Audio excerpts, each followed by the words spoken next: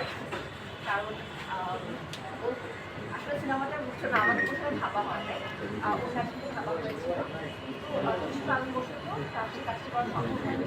সিনেমাটা আমার কাছে আসে এবং আমার নামটা আমি যতটুকু ঘন্টা সার্চ করেছিলাম এবং সার্চ করার পর আমার কাছে আসলে 10টা ব্যবস্থা করেছিল এবং আমার কাছে স্ক্রিপ্টটা দেওয়া হয় সেটাতে দৃশ্য সংখ্যা ছিল মাত্র 23টা।